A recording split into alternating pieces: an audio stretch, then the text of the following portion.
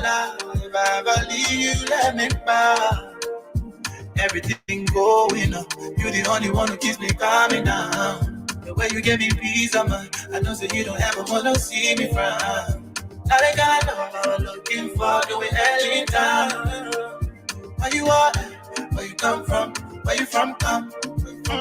Son, I must not wanna compare. No, sorry, what she doesn't contest. Boy, if you force her to show yourself, she will lay you down flat, that's so bad. That's my baby, yeah. You can go all your own risk. That's my baby, yeah, yeah, yeah. All of them now they want my Betty, oh yeah. She wanna see romance, oh yeah.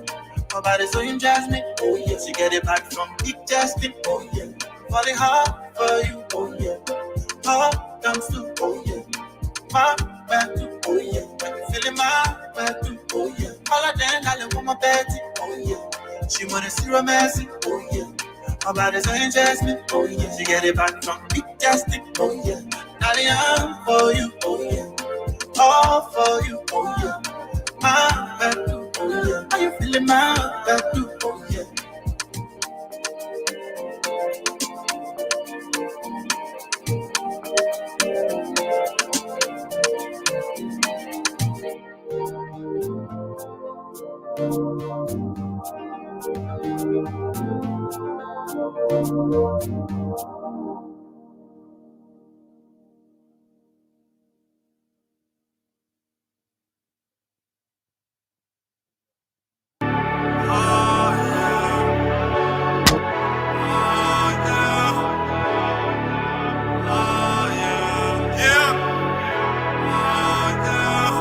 Every day and night, every night and day, I wanna love your body, girl, in every single way. Every day and night, every night and day, I wanna love your body, girl, in every single way. We have to tell it and we getting it on. Baby girl, tell me what you wanna do. Yeah, right. We can stuff on the bed, bath and beyond. Baby girl, tell me what you into. Yeah. Cause every day and night, every night and day, I wanna love your body, girl, in every single way. Every day and night, every night and day, I wanna love your body, girl, in every single way. Forever, my lady, like Judicial. You see your body keep controlling me, and I'm trying to get it popping like it's ecstasy. But your body should stay close to me.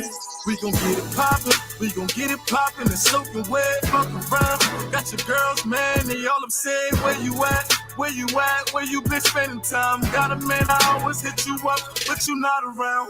I be on not a man, I hit you up on the phone. I'm head down to pick you up, baby girl, when you all alone. I wanna call you up, but I can't do that shit. Come over here, baby, you the one I'm rolling with. You the one I'm fooling with. I spend the hours, 1,000 flowers and tuna fish. Baby girl, you the only one that I'm dealing with. I swear to God, the MC Hammer catch you too legit. And didn't know that you my mama mia. Baby girl, you picture perfect like the Mona Lisa. Take you out to France, do it a little dance. Telling me that you love me, you posting it on the gram. And didn't know that you my mama mia. Baby girl, you picture perfect like the Mona Lisa. Take you out to France, do it a little dance. Telling me that you love me, you posting it on the gram. Baby girl, I got plans for you. Better yet, I made plans for two. Take your time, let me admire you. And baby girl, we get it poppin' like we supposed to do. We can stop from the stairs, girl, I promise an hour. After we done with charades, we can jump in the shower. I'll tell the world that it's yours, baby girl, that is ours. Anything that you need in life, baby, I got you. Baby girl, you the one, boo. Cause you to be the one when time gets tough, I turn to. Girl, I really love and I do admire you. You the one that I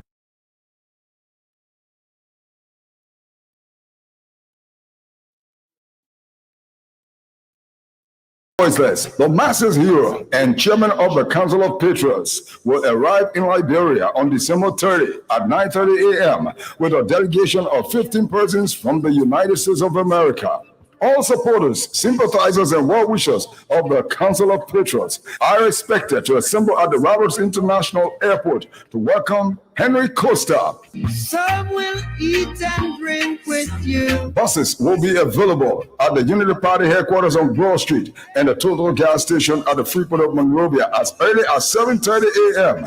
Only your friend know your secret. Pickup points are from Broad Street through Topman Boulevard to MP gas station at the SKG, and from the Freeport of Monrovia through the Japan Freeway, through Red Light Depot Road, through Zubatown to Rehab in Painesville. Come out, all supporters and well-wishers of the Council of Patriots, to the Roberts International Airport on December 30 at 9:30 a.m. to welcome your hero, Henry Pedro Costa. Allen Bernard International, or ABR, is a management consulting firm with a team of consultants and associates who focus on growing and transforming home healthcare agencies, non-profits, and small businesses in other industries as well as individuals. Our services include ABR Business Support Services, ABR Accounting and Tax Services, and ABR Anti-Money Laundering Compliance Services. At ABR, we bring to each assignment dedication and commitment, experience and skills, performance-based process, integrated solution teams, and client relations. For more inquiries on our services, call phone number 469-378-3955. That's Allen Bernard International, or ABR, transforming business through ideas.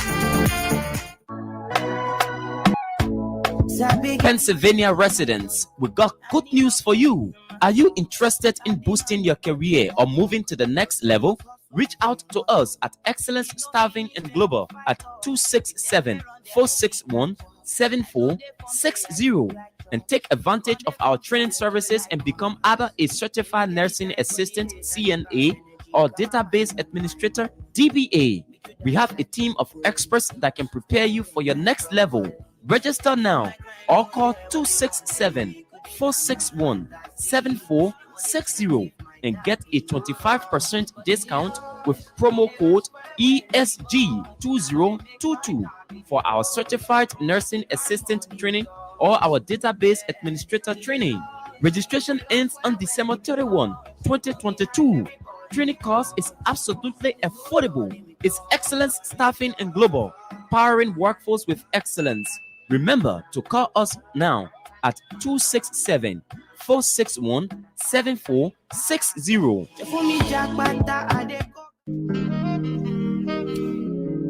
Are you in search of a credible, trustworthy, and professional real estate company? Well, your answer is yes. Realty Liberia Corporation is the solution to all your real estate needs. They provide real estate management, broker the sale or purchase of real properties, facilitate real property rental arrangements. They do property appraisals and title searches. Their effective and competent U.S. trained team boasts of over 30 years of experience working in the residential and commercial real estate space of America. They are a 100% Liberian-owned company located ideally on 4th Street Sinker in the Oregon compound. They can be reached on cell phone numbers +231-888-282-828 or 231-775-282-828. They are found on the internet at www.realtyliberia.com. Ladies and gentlemen, stop by today at their 4th Street Sinker office and tell them Henry Costa sent you. Don't sleep. When you talk durable, environmental friendly, and an all-weather surface smoothener, the only name that comes to mind is Zize Quality Paints. Zize Quality Paints come in all color and is produced in the USA. You don't have to worry anymore, because with Zize Quality Paints, you can change from oil to water-based paint with no damage to your wall or surface. And also, Zize Paint doesn't peel your wall. The good news is we can customize your paint based on your preference. Locate our offices in Police Academy Junction, RRA Highway, and our newly opened branch at LMC Junction, St. Paul Bridge, Bourgeois Island. For the first of its kind in Liberia, Zize Quality Group of Companies Incorporated introduces the Painter Referral Cash Commission. Professional painters can earn referral cash commission ranging from $5 to $375 when your client buy minimum total sale value greater than or equal to $200 per transaction. This offer runs from September 5th, 2022 to December 31st, 2022. Interested professional painters can contact any of our Zize Quality Paint store locations. This is our way of appreciating our valued professional painters for their support and continuous commitment to doing business with us. The qualification is just simple. You must be a professional painter. Referral cash commission is based on per transaction and not on accumulated purchases. For more information, call phone numbers 0777 366 142 or 0555 386 177. Zize Quality Paints. Give your property a shine. Do you need a car? Ready for an upgrade? Then come to Sika Motors, sole distributors of Toyota vehicles, Mitsubishi vehicles, and Yamaha motorbikes, genuine accessories and spare parts. You name it, we have it. We have the 2022 brands of Toyota vehicles. Select from our new Toyota Starlight, Toyota Belter, Toyota Rush. We've got the best deal in town through our Sika Motors financing schemes with selected banks, EcoBank Liberia and UBA Liberia, starting at the lowest as $500 USD. You won't believe these prices. Come for quality, reliability, and durability. Take a spin and let's make a deal. Sika Motors on the UN Drive at Sailtown, Bushra Island, or call Sika Motors on +231 775 987 758 or email cmarketing@cfao.com. Sika Motors, drive with confidence.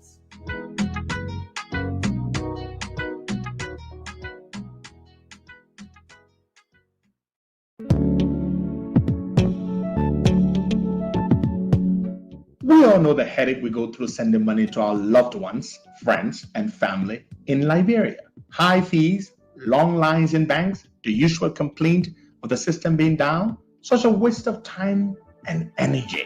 That is why I was very happy when I learned that SendWave is now in Liberia. So now I can send money anytime from anywhere directly from my smartphone to the MTN Lone Star Cell mobile money account of a loved one, friend, or family within seconds for just a tiny fee. So download SendWave now to your phone from your Apple Store or Google Play Store. Add your details, and don't worry, they are very safe and secure. And start sending money today. Don't forget to insert the promo code COSTA to get free $5 credit added to your first transfer. SendWave is secure, super fast, and by far the most affordable way to send money to Liberia. I'm Henry P. Costa and a very happy customer. Thank you.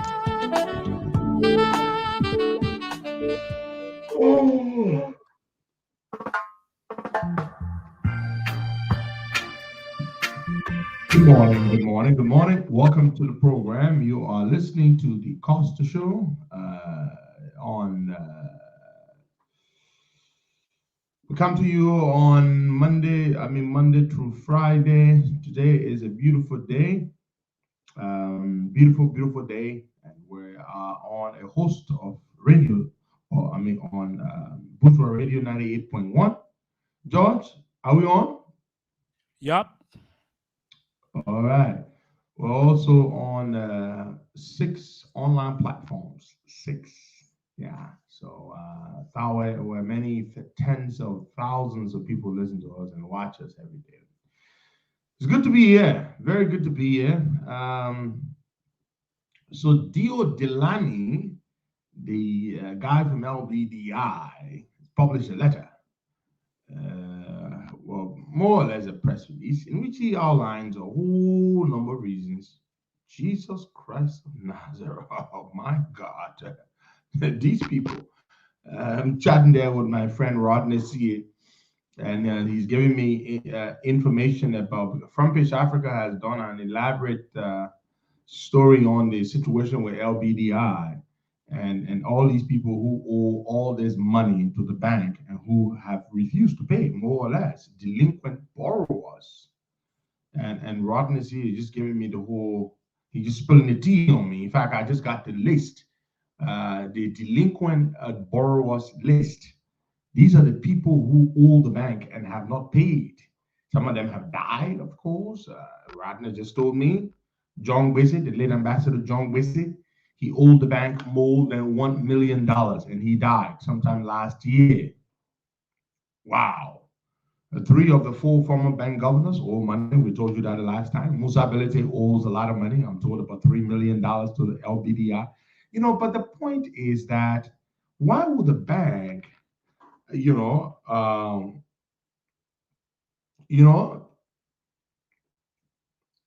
why would the bank let these people borrow all this money?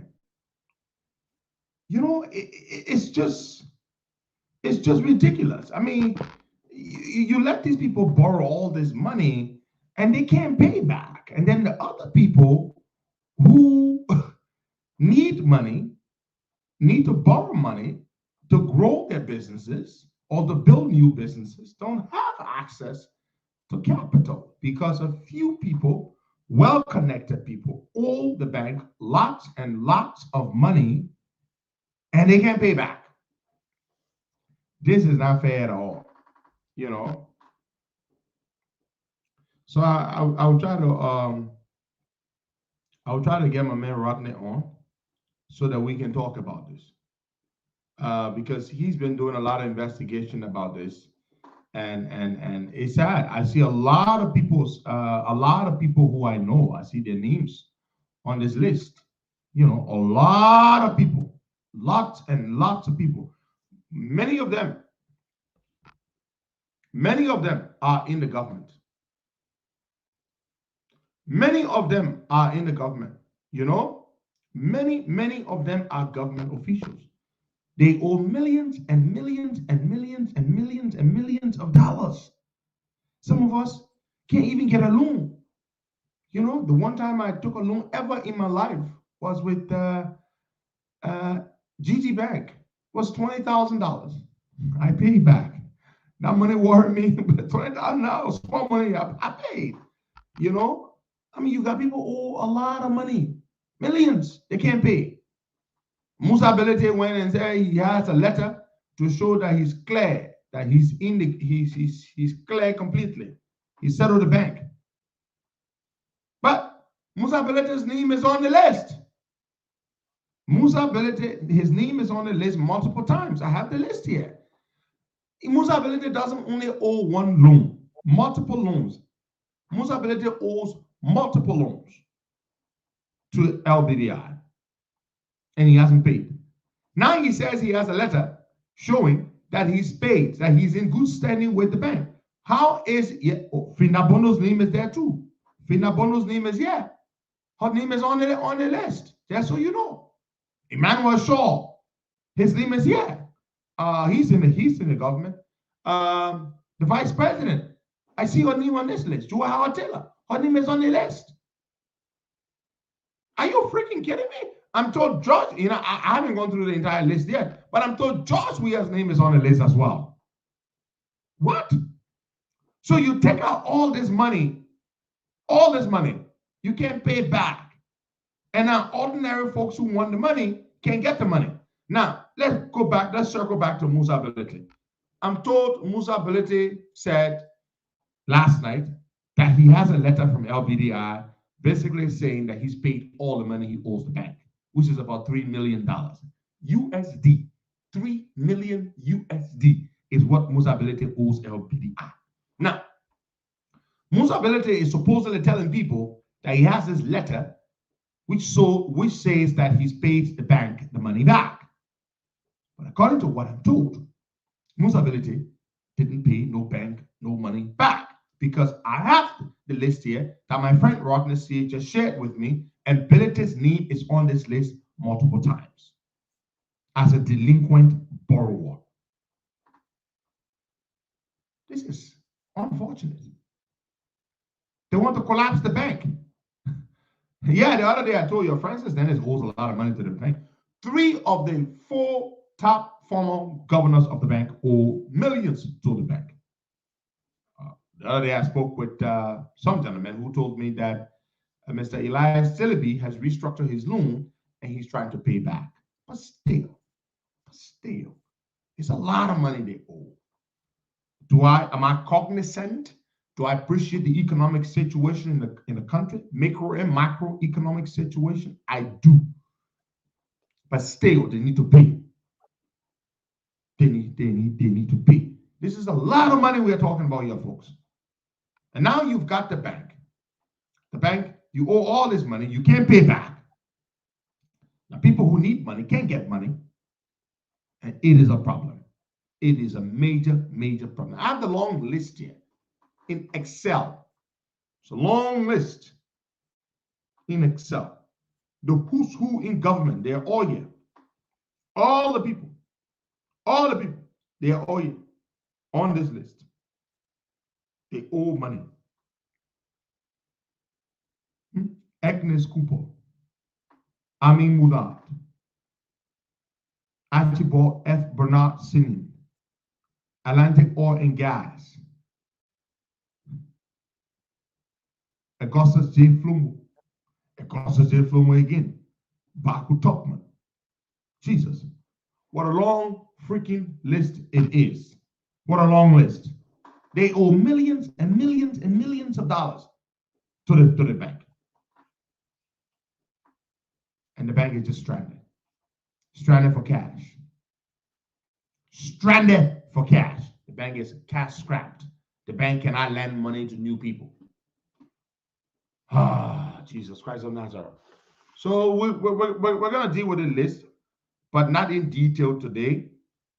We will deal with it. We will deal with the list subsequently.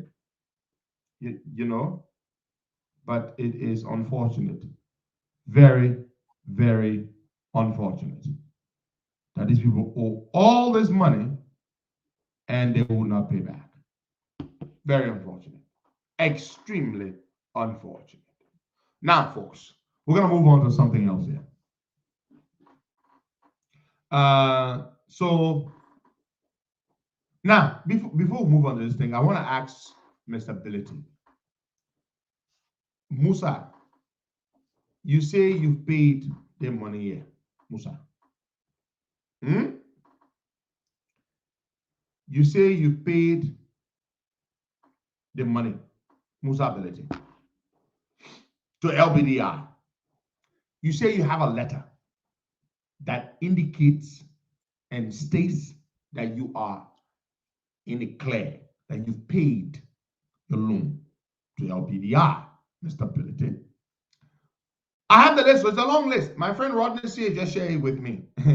The list I have goes up to, it's a long list. It's in alphabetical order. It's up to J or something. And Rodney is trying to get the rest of the list. Rodney C. will be on the show in a few days. But I'll say this to Musa. Musa, you say you paid. And you are going about brandishing this letter, which you say indicates that you paid LBDI, the money you owe them. But let me ask you a question. According to my sources and according to this list, you've not paid. I mean, I'm told this list is the updated list. You've not paid. So, Musa Ability, if you paid this money, I just want you to tell the public, how did you pay this money? Did you move $3 million, almost $3 million, which is your indebtedness, the tune of your indebtedness to LBDI from one commercial bank to LBDI by wire transfer? I mean, how would you have done that? Because you owe every single bank. Which bank, knowing that you owe the money, would move millions of dollars for you to pay LBDI off when you owe them too? That's one. Number two, perhaps you had them write a cashier's check. Did you write a cashier's check? Did some commercial bank that you already owe money let you write a cashier's check to LBDI to pay them when you owe that bank from which the cashier's check was drawn? Or perhaps the third option that you might have used is physical movement of cash. Did you physically carry in a duffel bag some $3 million in cash to LBDI to settle them? You know, those are questions. So, folks, I think we deserve to know. Musa Ability is a public figure, howbeit a crooked one, we still deserve to know how exactly he did do this, because LBDR is a Liberian-owned bank for the most part. So how did he do this? But hey, you know what? I'm not going to beat up on motorbike alone. This is a long freaking list, you know, and lots of other people are on it. We're going to spend time to look at it. Rodney will be our guest on the show. I'm looking at Rodney is going to come on Friday. He's currently indisposed. I was trying to get him on this morning, but he's indisposed at the moment for family reasons, very good reasons at that. So I would just like to know. So when my friend Rodney comes on, we will take a very good look at this list and just talk about how this affects the economy very badly. Because you see, banks are the very heartbeat of every and any economy. You need the banks to lend money to people so that people can start new businesses or expand upon existing businesses. The banks, you need the banks, and the banks have to have liquidity. Without the banks, there's no liquidity within the economy. And if there's no liquidity within the economy, you have trouble. You have serious trouble. So the banks are the very heartbeat, the very, very quintessential heartbeat of every economy. And when the banks are struggling as they are, then you're in trouble, which is one of the reasons why we're in serious trouble in the country. Because we already have a perennial problem, age-old problem of access to capital. People who need to borrow money to start businesses can't access those facilities or the capital. Then you have a problem where the banks that we should rely on are heavily overdrawn. The banks are stressed thin because people owe them money and would not pay them the money they owe them. And this is very irresponsible. And the people should be named and shamed. All of the people. And we have a long list. I have people I know personally on this list, and they should pay. And they can afford to pay. I don't know why the hell they don't want to pay. They should pay. I know some family members are going to get pissed at me because I'm going to call names on every single. I'm not going to skip names. Would you want me to skip names? I'm not going to skip names. I'm not going to skip names. We're going to call all of the names we see on this list. You have to pay what you owe. It's embarrassing. It's embarrassing. You have to pay what you owe. Now, let me move on here to something else. Yes, Prince Mazakwe. Yes, Rodney C is a very good friend of mine. We had an issue. We had a falling out. You and your woman to your house, you can make fuss and cost each other up, but at the end of the day, she can still be your sweetheart. You better stop that nonsense. Rodney is my good friend and brother. We had a falling out over political issue. What we had a falling out over was purely political. It was not personal. And it became nasty. And unfortunately, you members of the public got to see that. But yes, Rodney is a very good friend of mine. Yes, Prince. He's a good friend of mine. You and your wife can make trouble. Y'all can make palaver. Y'all can cuss each other out. Y'all can say the nastiest and the meanest things to each other. Yet you still remain close, or you still remain husband and wife, or boyfriend and girlfriend. So yes, Rodney is a very good friend of mine. We don't always agree, but does your wife always agree with you? Does your child always agree with you? No one always agrees with another person. That is humanly impossible. So yes, we're still very good friends, Rodney and I. We've made up.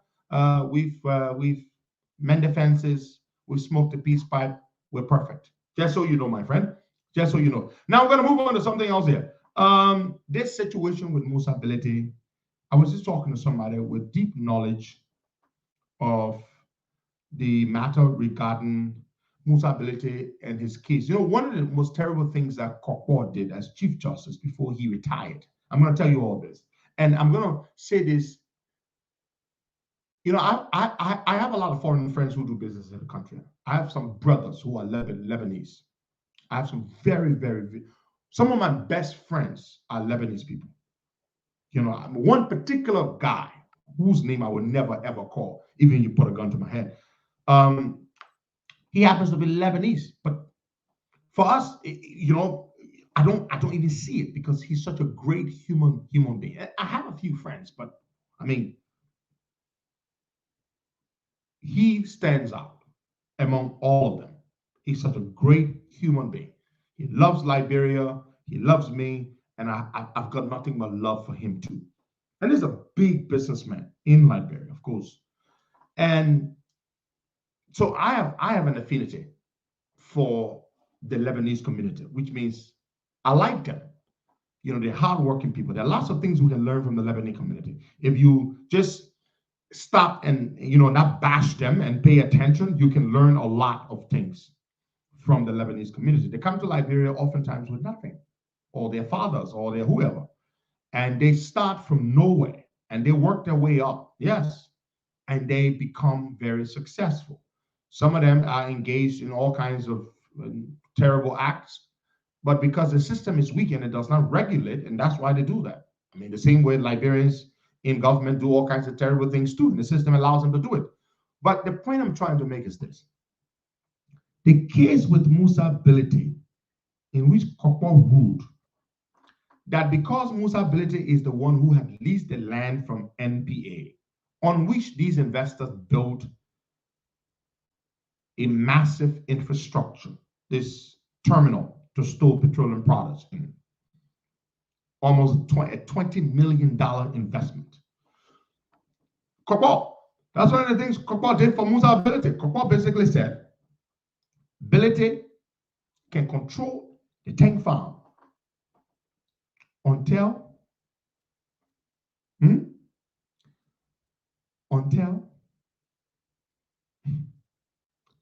he can find the people's money to pay back, with no definitive timelines. He didn't say Ability must pay these people their money in 2 years, or in 3 years, or in 5 years. Kokpo influenced that Supreme Court decision. You know, this is so wrong and so bad on so many levels that it's not even funny. Kokpo basically said, because Instability leased this parcel of land from NPA for $45,000 a year, which is what he pays in annual lease, and these investors came and built a nearly $20 million infrastructure on it and gave Instability 50%, and Ability decided to make trouble so that the people, he would cheat the people out of the tank farm. They went to court, dragged the case out in court for a long time. Before Kokpo left, Kokpo influenced this ruling, which states that Ability can control the tank farm until he can find the people money. Essentially, the crux of Kokpo's ruling, the Kokpo influenced ruling, was that if I can't get and that you own the land or you lease the land from John Brown, you hold a leasehold, you have a leasehold on this land. And I say, let me put money in the land. I built a $20 million infrastructure on the land. And I say, you and I are partners. And hala breaks out between us. And we can't seem to work together. This Supreme Court ruling is essentially saying, when hala breaks out and the two partners cannot work together, the person who owns the land or who holds the lease for the land takes the property or takes the investment and then only owes the investor money for the investment. Are you listening? Land carry horse, land carry investment. Yeah. That is what Kokpo did. So, to my Lebanese friends, you see the Kokpo ruling?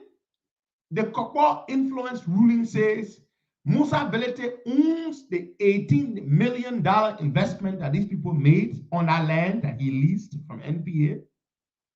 And Instability can take for as long as he wants, for as long as he likes, to pay them their money back. You know, the ruling is so bad that the ruling did not even indicate or specify when Ability has to pay those people their money back. The ruling did not do that. The ruling stopped short of stating when Instability shall repay the people the money. It only says, Musa, take the tank farm, run it, and find their money and pay them back. So now, to all of you who are coming to Liberia to invest, and you cannot own land in Liberia, you are a foreigner, right? You're going to need to lease somebody's land or lease land from the government.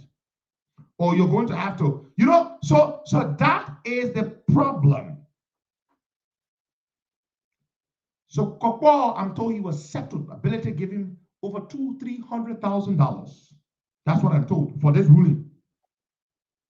Kokwa was looking for his retirement benefit.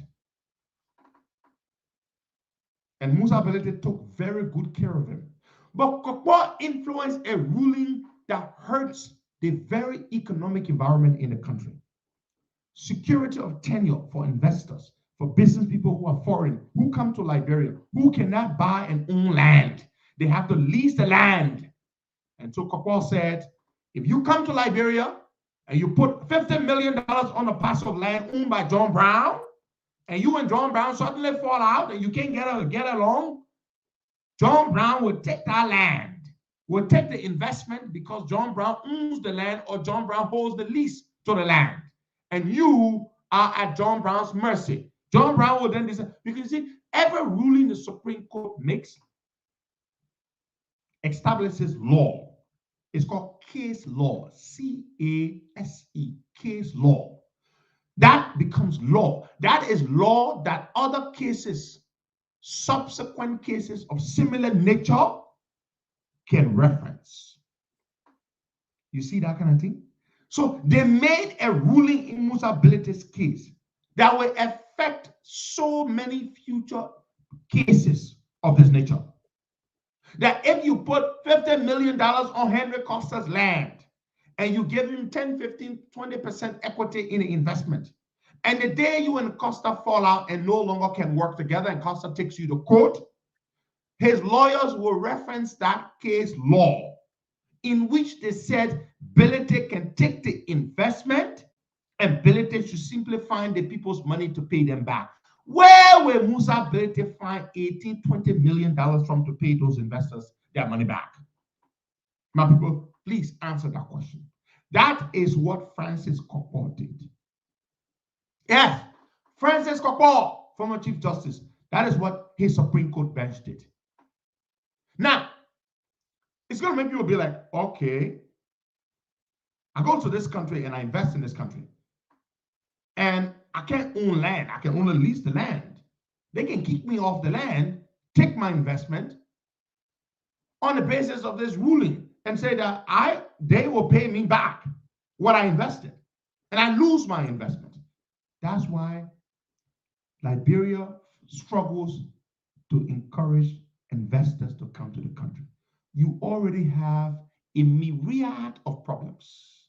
You've got electricity problem. You've got infrastructure, general infrastructure problem.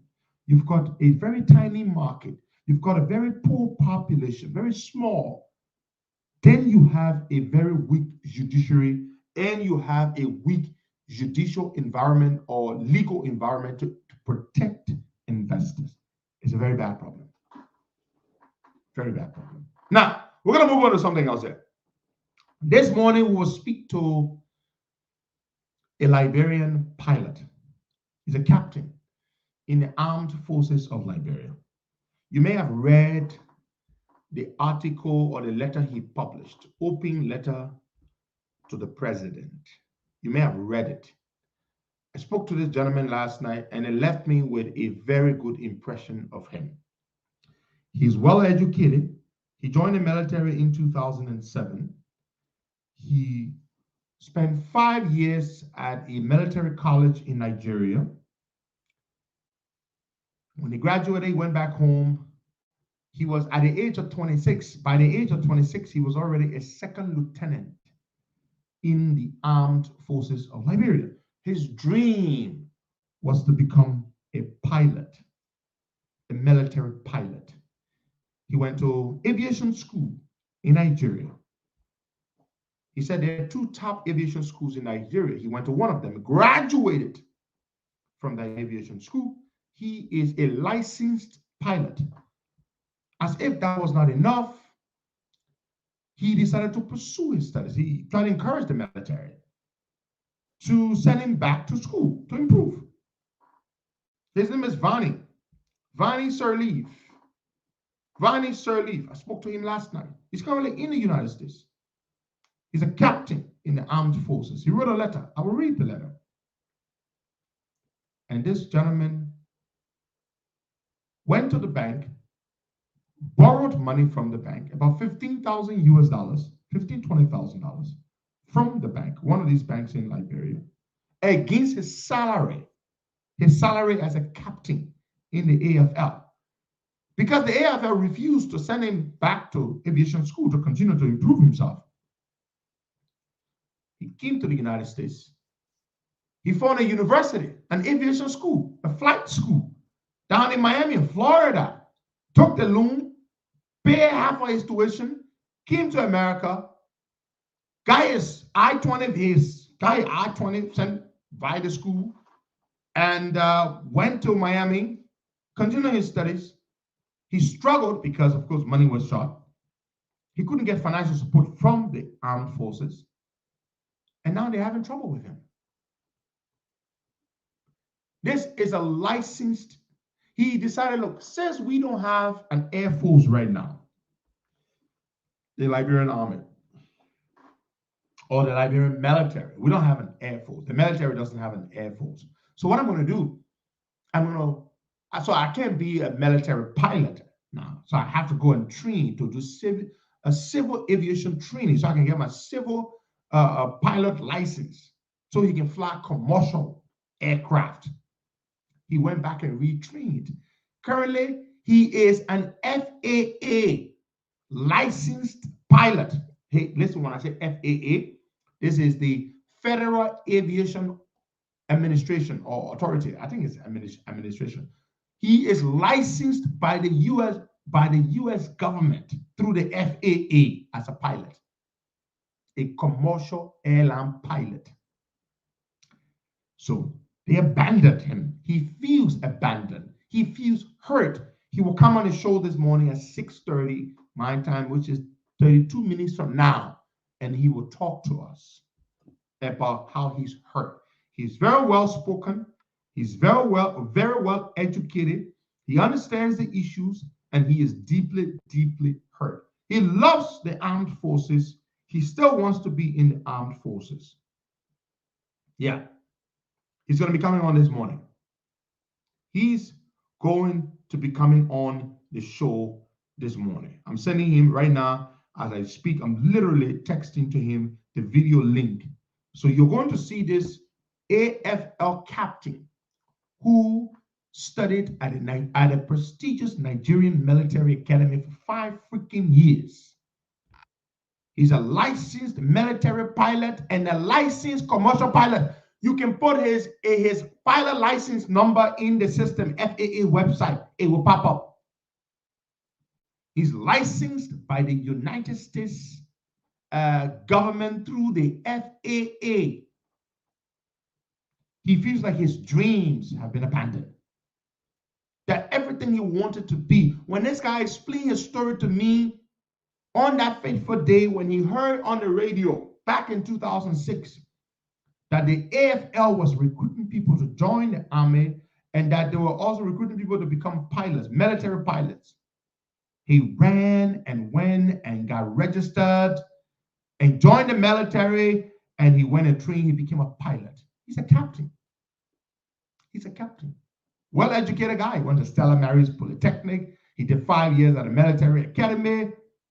It's fantastic. And he's hurt. He's deeply, deeply hurt. He said, Costa, he said this to me repeatedly. He said, Mr. Costa, I swear I don't want to leave the military. I don't want to. He said, one day I want to be, these are his words, not mine. I'm not trying to embellish anything here. He said these words to me. He said, one day, Mr. Costa, I want to be able to fly my military aircraft over the barracks in military, in flight demonstrations. You know how the military people can do the Air Force people or the pilots can fly above and do all that, all those acrobatics in the air with a plane, all that kind of stuff. He looks forward to that. He dreams of that. But he said, until Liberia can have an Air Force with a fleet of planes, at least, yeah, they do the military air show. That's how they call it, the military air show. He said, I decided to go and get licensed as a civil aviation pilot, as a civil pilot, so that I can fly commercial aircraft, so that I can be flying commercial until the day Liberia has an air force with a fleet of planes. Yeah, this is a guy here that he really had. You know, some people follow their dreams. Oh, this guy took a loan. He took a loan against his salary as a captain in the army. He came to America and took himself to aviation school in Miami, Florida. Jesus. The guy inspired me just talking to him. He will be on the show this morning. He wrote a letter. And I'm going to read his letter before he comes on. So he feels abandoned. And, you know, when I saw his letter, I was like, okay, why does this guy feel abandoned? I read the letter and it made so much sense to me. I'm going to read his letter. He wrote this letter on the 13th, which was yesterday, December 13, 2022. Open letter to the President of the Republic of Liberia. His Excellency, sir, I believe it is important to inform you, Mr. President and Commander-in-Chief of the Armed Forces of Liberia, His Excellency George M. Weah, that I, Captain Vani Adolphus Sirleaf, OF/2013-116, pilot of the Armed Forces of Liberia, have been abandoned in the United States by the leadership of the Armed Forces of Liberia and the Ministry of National Defense after sponsoring myself to a flight school. His Excellency, the Armed Forces of Liberia leadership promised to refund me and thereafter take over sponsorship of my training through a letter addressed to the Embassy of the United States of America near Monrovia, a copy of which I have. They told the U.S. Embassy that even though the man is paying currently out of his own pocket to go to the flight school, but the Armed Forces of Liberia will take over and will refund him all expenses he's personally making. And they never did. They lied. That's what they told the embassy when he went to get his visa. They wrote a letter. He has that letter from the Ministry of Defense. I'm going to read further. After exhausting all means and channel of communication through my chain of command, including direct communication with the Chief of Staff, the school finally terminated my status and requested for my immediate exit from the United States of America. Amen. He tried and tried and tried and tried. He begged and begged and begged to get the army to continue to live up to its promise to sponsor him through flight school after he took the initiative on his own. They failed to send that little money to the school. And because of that, when he could not pay the school terminated his student status. He got kicked out of school. He got kicked out of the school. And they said, now he has to go back to Liberia. Yeah. So he took a decision, and he himself will explain what he did in order to not be sent back to Liberia. This is what he said. Mr. President, how is this in the good interest of Liberia? How is the AFL leadership having the interest of the military?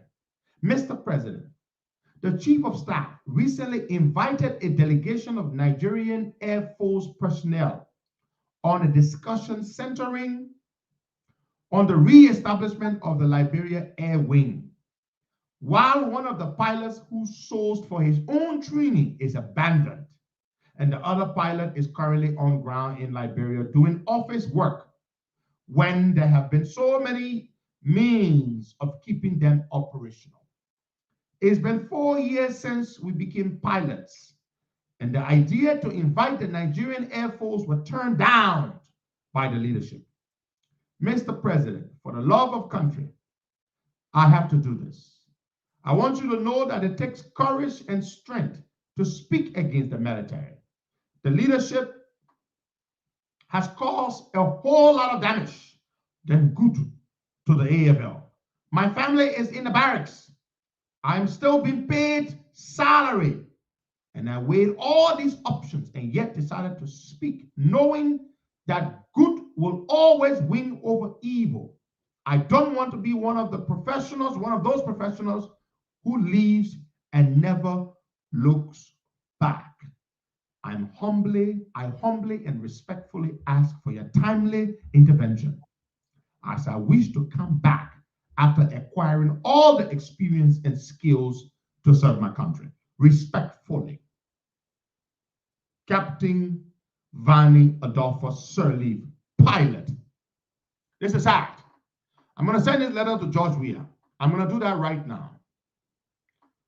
Right now, I'm going to send this letter to George Manuel Weah. Now, George Weah doesn't have to listen to me, but he might listen to me. I'm telling you right now, please do something about this.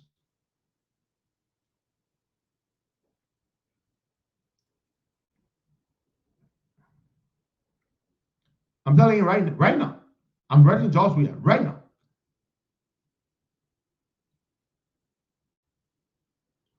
It's pure injustice to this professional soldier and patriot. I just sent it to George Manuel Weah, the president. I hope he does something about it. Now, this is so unfair. This young man decided I will have to speak. He said they are trained not to speak to the public. He told me that. He said, because I know this. He said, but I have to speak. Because if I don't speak, it will not be good for my conscience. He spoke only after he made all those efforts for months to get the army to live up to its promise. This young man borrowed money from the bank against his salary. He came to the United States to a flight school. He is a licensed commercial pilot. So they make him fly military plane and he can fly commercial plane. Are you listening? He is a licensed commercial pilot. He can fly, licensed by the FAA, the Federal Aviation Administration in the United States. He said, look, even if you don't have a military plane right now, a military fleet, at least just ensure that we continue to train so that we are prepared and we can also fly commercial planes and it will benefit the country. No. Prince Johnson said no, they're not going to help him. They never sent the money. The school terminated his I-20. He had to drop out of school. But he's already licensed. He's already licensed. Right now, he's already licensed. But he was still training. But he's already licensed. He had to drop out of school. This is a level of wickedness. This is the level of wickedness. This is why Prince Johnson is not a popular person. And this is a guy who was making noise about the military acting as though he's in control. He's not in control of the military. So I just sent this to the president, and I'm going to make sure I'm going to stay on top of it. I'm going to talk to him about this. Now, George Weah and I were no longer buddies. He has no reason to listen to me, but we talk from time to time. And I've told you all this. When was this? 2 days ago. I had gone to the cinema, to the theater to watch, what's the movie name? To watch the Will Smith's newest movie called the Emancipation. So I was watching a movie. So I put my phone on silent. So I didn't realize that the president was calling me. So I looked, and then I saw the message and the missed calls. Then he wrote me and said, "My man, I'm calling you. You scared to answer?" That's the message he wrote me. So then I wrote him back and said, "My man, I'm in a movie theater. But I will call you shortly." So I walked outside and I called him back. And he said to me, You want to know what he's telling me? he said, my man, the whole president of the world, I brought calling you saying you movie theater. He was actually just joking. So we laughed about it. And I said, but, I said, let me go call. So, but hey, I think George Weah has come to terms with the fact that I can criticize him and yet we can talk. But I can criticize him. You all know this. You know, I have a problem with his so-called, and this morning we're going to talk about his town hall meeting, his so-called town hall meeting. I have the video here. Somebody said with me this morning. Yeah, he called me 2 days ago. So I said, man, what's up? He said, I'm just calling you to say, to just check on you. I'm in the States, and I just called to check on you, and let you know. I said, yeah, my man, I know you. Yeah. That conversation lasted for about a minute, and it was pleasant. I remember one time he called me about the rights issue. We argued for like 7 minutes. Yeah, it was a very healthy argument. We argued. We never agreed. I told him that it was not possible for him to continue to pay the subsidy of $2. I told him that. But we argued, and he never agreed with me. I never agreed with him. Bam! A couple of months later, what did they do? They added $2 to the price of rice.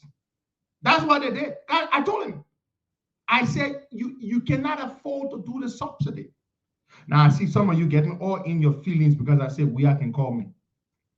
That's your business. Yeah, that is your business. I don't care. That's the way you are. I'm a full-grown man. If the president of Verbal Liberia calls me, I will answer the call.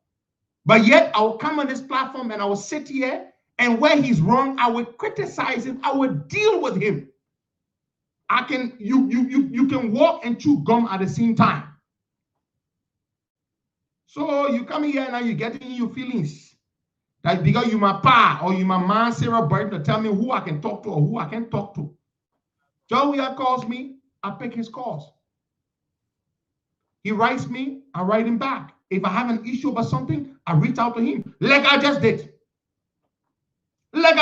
I just told him, you need to do something about this soldier. He called me 2 days ago. I was in the theater watching the movie Emancipation by Will Smith.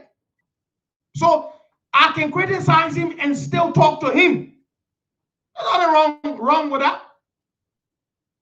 I can criticize him and still talk to him, and nobody will tell me to not talk to him. Because you know what?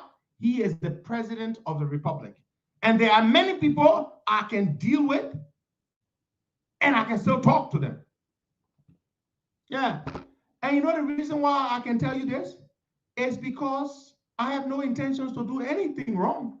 So I'm free with telling you that. President called me 2 days ago. I walk out of the theater, I call him back. He said he would tell me to check on me. I said, thank you. I'm here watching a movie. And that was it. Then you want getting your feeling on. Oh, Costa, you're talking to Joe. Yeah, you're talking to Joe. You better move from that. And I'm about to deal with Joe right now. Here, town hall. We're going to go to a town hall meeting. I said, let's play some of the clip here from Joe town hall right now. First of all, the town hall, so CDC people there. So CDC people in the town hall.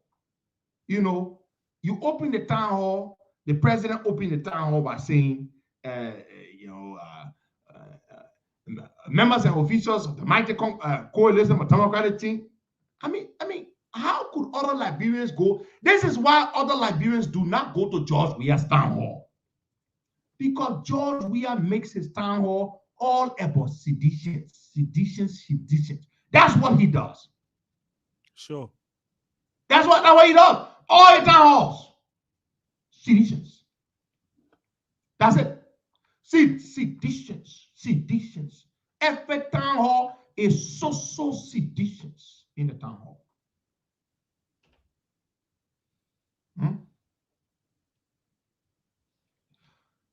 All of you who telling me not to talk to Joe Weah, that's your business. Joe Weah calls me, I will talk to him. If there's an issue, I will talk to him. You don't get to tell me who to talk to. You see, some of you ain't got manners. You're not getting manners. You don't get to look at a 40-year-old rusty man like me and tell me who I can talk to, who I can't talk to. Joe Weah is not my friend, but we do talk. He calls me, we talk. He calls. And not me call. I told you 2 days ago, the man called me. I was in the theater.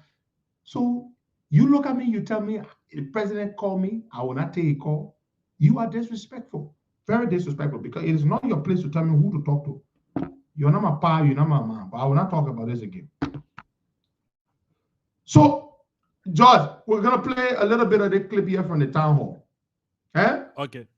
So we can, so our people can listen. Those of you who didn't watch it, I didn't watch it live, but I got the video here.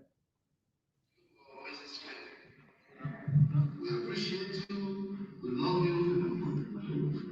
I know sometimes we don't have the time to be with you.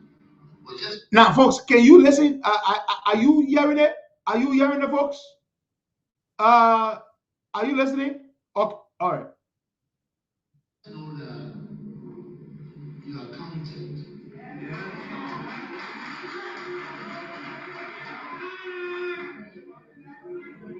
I appreciate all of you.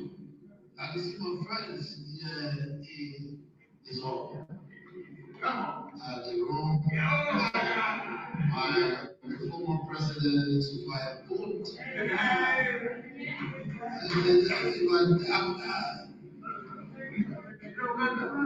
But you know yourself.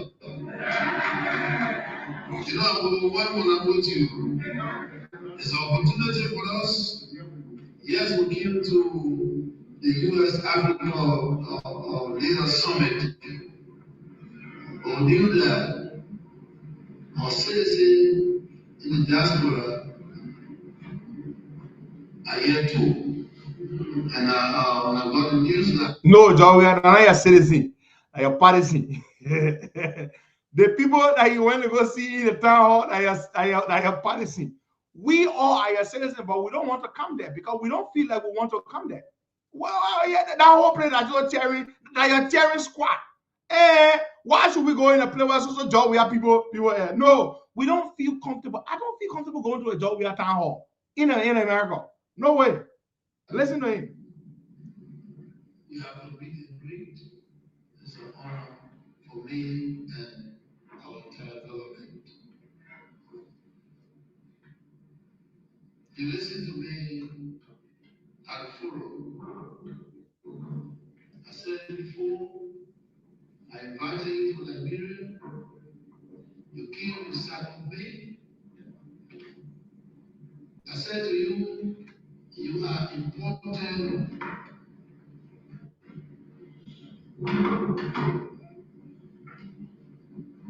citizen of our country. That's why you live abroad. Partisan. So don't shy away. You have to come back to develop your country.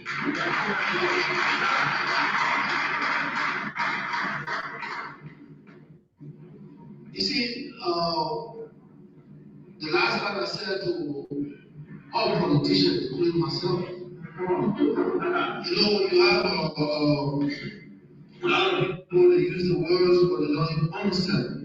Some people say they are revolutionaries, but there are some revolutionaries who want to be. So our country is not about politics.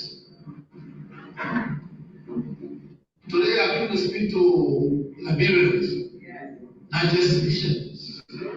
But again, please excuse those that are here. They are planning campaign to protest in Liberia.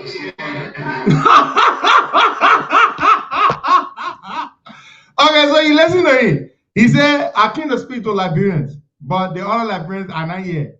Only my partisan are here. Those are not here, they are planning protest. We are not planning protest. The people planning a rally. So we are Liberians too, but we are not planning protest. But whether you like it or not, some of us will never attend your town hall because your town hall are political rally for you and your partisans, the stupidicians. Listen to him.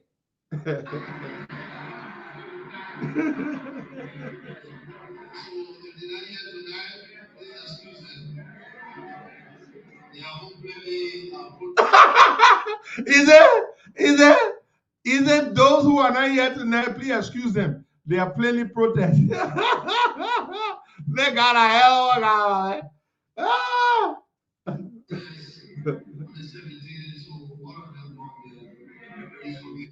And he are promoting the people protest. He said the people carry their rally on the 17th. I think what is important for us is to always keep the peace of our country. We believe in the rule of God. So let me say this: if it's in this. My man, enough of this nonsense. I said, John, let's go to the lines and take some calls there. Shortly, we will have our guest, Mr. Captain Vani Adolphus Sirleaf of the Armed Forces of Liberia, pilot, a trained pilot. Let's go to the lines and take some calls there, folks. There you have it. We've discussed a whole host of issues here. As I said, we have the long list of borrowers, people who owe money to the bank and haven't paid. We will not be just looking at the full list today. We'll look at it at some other time. We will be talking to the pilot very shortly on the show, but let's go to the lines and take some calls there. Dio Delane published a press release. He put out a press release, I think yesterday, I believe. It's out there. I have it. We're going to look at it. We're going to look at it. Perhaps not today. We don't have the time because we're going to have to speak with this captain. But let's go to the phone lines and take some calls there. Okay, the numbers are called this morning on the show 0770102102086 010-TD83. The WhatsApp number +231 880 417 0770 102 0886 010-TD83. These are his numbers are called this morning on the show. Yeah, our friend Larry will join us for 5 minutes. We're grateful for that. Larry Kennedy. Larry will join us for an exclusive end of the year, review on the show. But this morning he's going to join us for a few minutes, just for 5 minutes this morning. So Larry will join us shortly, just for 5 minutes. Specifically, he wants to talk about this LDDI issue, which has been making a lot of headwaves. And headways, and people have been talking about this. Dio Delane is saying basically the reason why they ganged up against him is because he's been trying to get the money that people owe. But Dio Delane basically he's a fraudster. I mean, he lied about everything on his CV, and I don't think he quite admitted. I haven't read the full thing he put out, but I don't think he quite own up to it. Yeah, I'm gonna look at the press release. The press release, I have it here. I'm gonna look at it. He didn't own up to this stuff. I mean, you gotta be able to say, look, I messed up. I messed up. So this is what I'm gonna read the press release. Over the past 2 weeks, this is what he wrote. It was published on December the 10th, 4 days ago. Over the past 2 weeks, multiple allegations have been published via social media channels in the Liberian press about me and my academic and professional achievements. My silence and delayed response were due to me knowing that the allegations published were baseless. You see that? He's still arguing. I also believed that the public and the people who know me would realize the mischaracterizations of my work experience were absurd and ridiculous. Both. Before you lie about degrees. It is clear now that those misstatements were part of a broad, organized, and well-calibrated attack intended to undermine my hard-earned credibility and distract me from the job we were carrying out for the people of Liberia. Following my resignation, the allegations morphed into a targeted and sustained smear campaign built on falsehoods that included accusations of fraud, plagiarism, and identity theft. I take full ownership for the error, for the one error for which I have resigned. The fact that I referred to my master level diploma from Oxford in global business as a master's in global business during my recruitment. Are you kidding? I mean, what is this? You say he takes responsibility for a master level diploma. What is a master level diploma? A diploma is a diploma. Just say advanced diploma. Why you gotta say master level diploma? Then he said he made one error, and he said he got a master's degree. He said the error was that he lied or that he misstated in his CV that he has a master's degree in global business from Oxford. But he said what he really does have is a master level diploma from Oxford. No, dude, you have a diploma, an advanced diploma. It's not a master level diploma, an advanced diploma, period. That's what you have. You lied. I mean, how can you claim to have I have one master's degree, of which I'm very proud. I have a master's degree in criminal justice with concentration in leadership and administration. I finished my program with distinction, with a GPA of 3.72, nearly 4.0 GPA. I'm very proud of myself. I can't go lie and say I got a PhD or I can go make a mistake. You can make a mistake about certain things. I'm 40 years old. I will not make a mistake and say I'm 45 years old. No, I'm 40 years old. That's all what I am. I was born August 6, 1982. So I will not say I was born August 6, 1978. No, especially it's a CV. You submit a CV for a very, very important job. Then you made a claim that you have a master's degree in business, in global business, when you do have an advanced diploma in global business. So come on, dude, you lied. Own up to it. He said, for that, I apologize to the Liberian people, my mentors, supporters, my family, friends, former colleagues, and everyone who believes in me. Strangely, that particular misstep was not one of the allegations highlighted in a social media campaign calling for my resignation. You lie. It was there. I wrote a statement to refute the misinformation about me and affirm that the following things are true. Brother Larry Kennedy is joining us right now.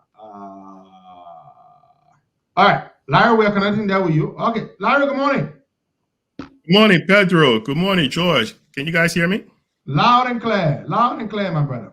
Yes, sir. Larry, this dude, Dio Delaney, he put out a very long press release. He said he made a mistake. He doesn't have a master's degree in global business from Oxford. What he has instead is the master level. Larry, you're in academia. You teach and you worked on Wall Street. You've done all these things, the whole 9 yards. You have an elaborate CV and all. What do they call a master level diploma? Please educate us. Master level diploma. But man, a diploma is a diploma. When you the problem is you don't make a mistake on your CV. Anything you put on your CV, you have taken time to really write that stuff. So it's intentional. You are actually trying to deceive people. And then in doing so, you can pretty much get arrested for something like that here in the US. If you took out a government job, for example, the federal government, and you intentionally lie and they put you in a position that can put people's lives at risk, you can get arrested here in the US for lying on your CV. Mm-hmm. So it was an intentional attempt. But the question is, if Martin Coley hadn't done this investigation, would we have ever known? Nope. No, it was never going to come out. He would be over there collecting, getting paid, and mismanaging the LBDI because he doesn't have the skills. Not to say the LBDI was being managed well before he came along, but it was just probably going to get worse. But people, what was funny, Pedro, the last time I watched you, you said someone was being questioned, I think on the Senate, and the person said they didn't have a PhD. I think you said Samuel Bennett or something. Samuel Bennett, yeah. Damn, so Martin Coley now making people adjust their CVs. All along, the guy had claimed, Larry, that he had a PhD. In fact, he would write letters, and when he signs his name, he would put underneath or right in front of his name, PhD. Man. Then he suddenly gets appointed as Deputy Comptroller General for Administrative Affairs at LRA. And then he says, oh, I only have a master's. So what happened to his PhD? Did he suddenly lose it? But Larry, let's talk about the LBDI thing. Yes. I will send you the spreadsheet. Let me send it to you right now while we're talking. What do you make of this, Larry? You've worked in banking. But you see, Pedro, this thing is an ongoing issue in Liberia. And it makes it so difficult for people to trust the banking system. Look, here in the US, the reason why we have things like the FDIC, Federal Deposit Insurance Corporation, is to give people the confidence in the banking system. Mm-hmm. People right now do not have confidence in Liberia banking system because you put your money in the bank, there's a risk that you may not get it back out. The money LBDI is loaning to people and they're not being paid. Where do you think that money come from? Yes. Yeah, it's actually people's money. It's depositors' money because LBDI switched over from being a development bank to a commercial bank. I think it was sometime in the 80s. But that's a problem when you become, all right, so real quick, So when the U.S. hit the depression back in 1929, why? It was because the banking system there was a lot of banks failing. By 1933, FDR came in. They signed a law that established the FDIC. That put confidence back in the system. But fast forward, there was something called the Glass-Steagall Act. I'm not going to get too much into U.S. banking history. But here's the deal, Pedro. Fast forward all the way up to 1999. This representative, and I'm going to tie this into LBDI. So check this out. This representative named John Dingell, he stood before the Congress. The reason being, they were looking to repeal this law that says the Glass-Steagall, which means commercial banks cannot connect with investment banks. That's like saying LBDI should not become a commercial bank. He said if we do that, these banks will become too big to fail. In 1999, JP Morgan, when I was there, we were all excited. We were trying to merge with Chase at the time. We were investment bank, Chase was commercial bank. When the government repealed that Glass-Steagall and saying now commercial banks can merge with investment banks, banks became too big to fail. Can LBDI fail right now? They're not going to allow LBDI to fail because LBDI is so important in the economy. They have deposited money in there. In the U.S., banks fail every year, but people don't feel it because the government stepped in and paid this insurance claim, and they just moved them to another bank, so they don't feel it. LBDI is a disaster. It's been that way for years. On page 8 of Madame Sirleaf's annual message from 2013, she talked about banks not paying back their loans. This thing is a major problem. People don't trust the banking system in Liberia. But it's not just LBDI. Pay attention to what's happening with the CBL. Pay close attention to that. People are not going to trust the banking system when you put money in the system. You walk back the next day, you can't get it out. Why? Because the bank is in cahoots with some higher ups, whether it's in the government or in the society as a whole.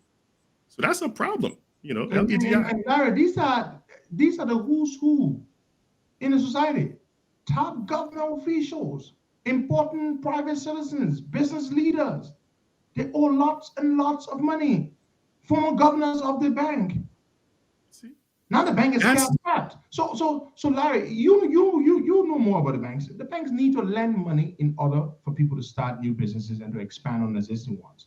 What happens when a bank as important as LBDI is left cash-strapped and cannot lend to new borrowers?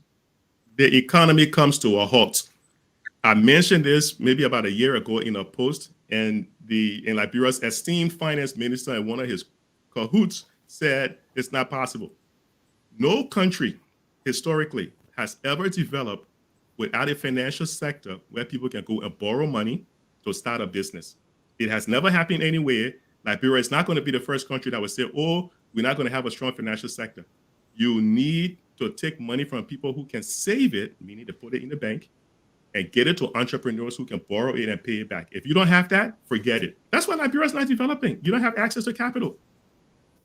Liberia is being strangled because investors, business people, legit business people, cannot borrow money and pay it back.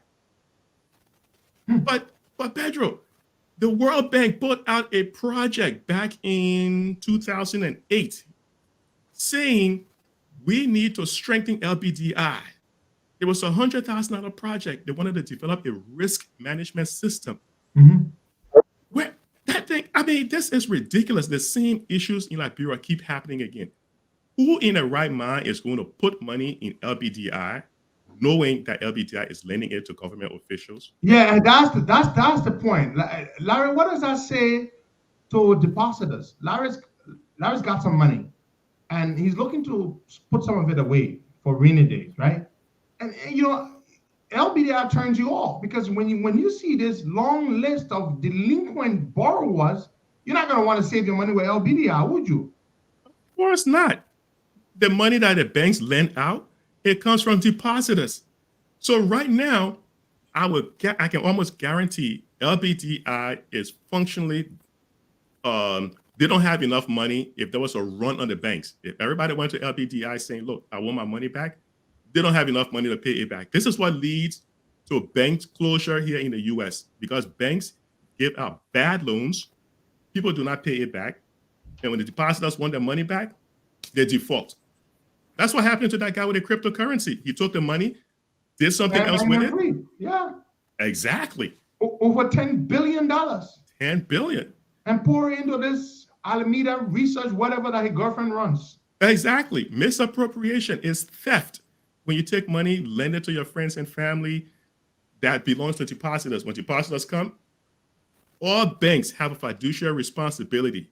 Pedro, my only agreement with you as a banker is when I come to the bank for my money, you should have it ready. It should be ready for me to draw on it. Yeah. Wow. But this is nonsense. But it's been going on for so long.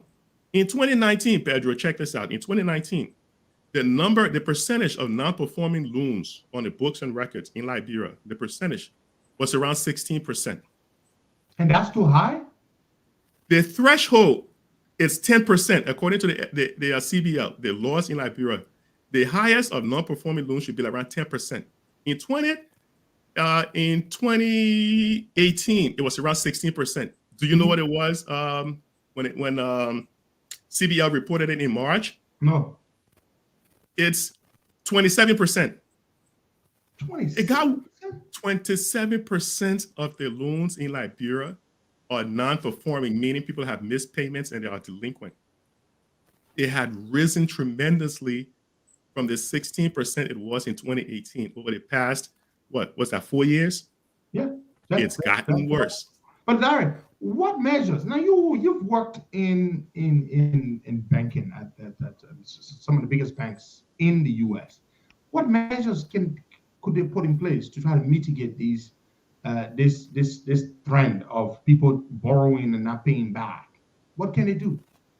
Yeah, you see, so the problem is we don't have a credit reporting system in Liberia. Sadly, no. We don't have a credit reporting system. So the only thing you can do is to have people put up collateral. And when they don't pay, you take the collateral and sell it.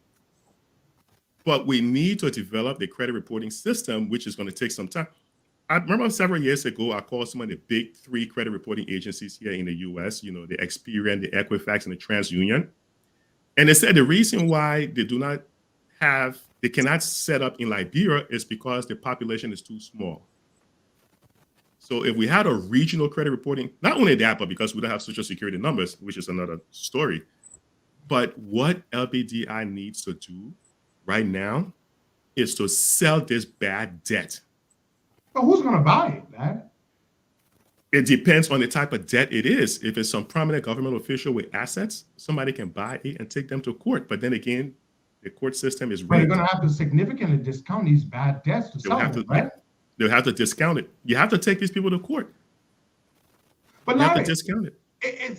The part of the problem here is, Larry, from what I see, when you look at this list, these are the big top people in the country. They're not people like Henry Costa. We're just ordinary people. We are the Bapleder. These people are very well connected, very powerful people. It seems to me that there is no interest on the part of the bank to forcefully try to recoup or recover what these people owe. That's the sad thing. They're scared. If men like George show up to LBDI saying he won't borrow money right now, they're probably asking for a blood sample. they'll probably tell him to cut his hair or something. They will ask for so much collateral. Exactly. He's not well known, right? But the big government people who shows up, their bank is afraid. The bank is running like some private club. Yeah. That's basically how they run it.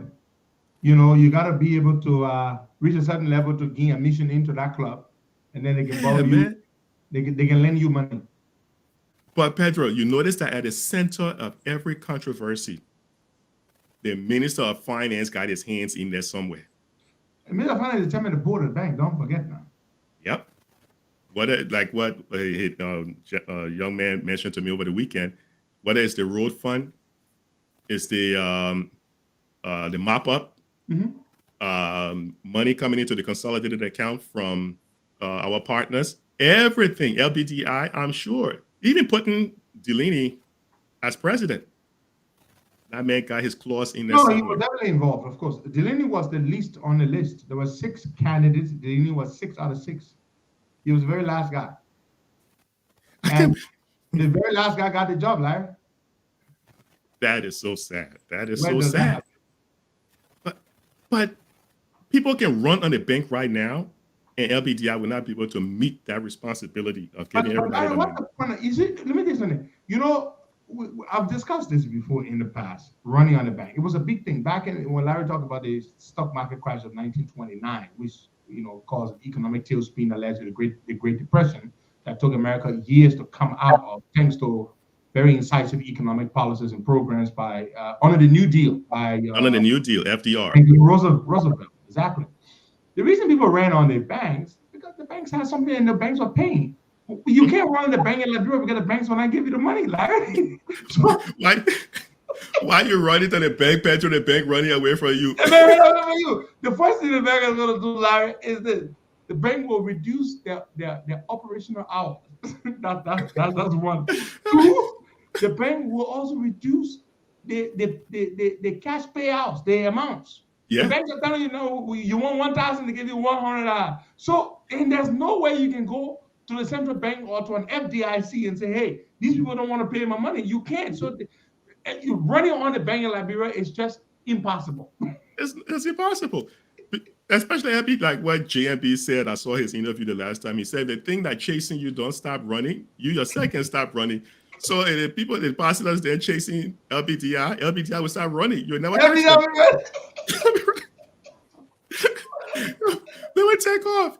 I mean, you need look, the number one responsibility of the CBL. I kind of put this on the CBL's head because it is. Of course, they gotta be looking at the books. They're supposed to regulate these banks. That's what the Federal Reserve Bank does here in the U.S. They regulate the banks to keep them solvent. They keep them solvent. That is what CBL should be doing. But who do we have running the CBL right now? Isn't it? But anyway, Larry, the third thing the banks do to ensure that they don't give you your money or to prevent a run on the bank, the system not working. That's the third thing the banks tell you. Mama Larry, you go there, you see people sitting there, the system. If the system not working, they can't get you the money. But guess what? When the system is not working, they can take deposits, but they can't do withdrawals. That system, oh my God, Liberia is so rigged. How can you take deposit the system not working, but the time to withdraw the system break down? No, they will write a deposit in the record book. When the system come on, they will enter in the system. But hey, Larry, look, we got Vani, the guy, the ever guy. If you want to say to us for a while, that would be fantastic. No, I'm gonna hop off and follow you guys online. Thanks so much, Pedro. We're wrapping your man up. Thank you, thank you so much, Larry. Thank you so much. You got it. That's our man, Larry Kennedy. That's always great to have him on. Larry has a very, very impressive CV. He's worked at some of the biggest banks here in this country. I think Larry got 2 or 3 master's degrees. He's doing his PhD, and he was vice president at a major U.S. bank. I believe it's J.P. Morgan Chase or one of these big banks here in America. Yeah, Larry is a real deal. A real deal. We have Captain Vani Adolphus Sirleaf. Captain, good morning. Kindly unmute yourself.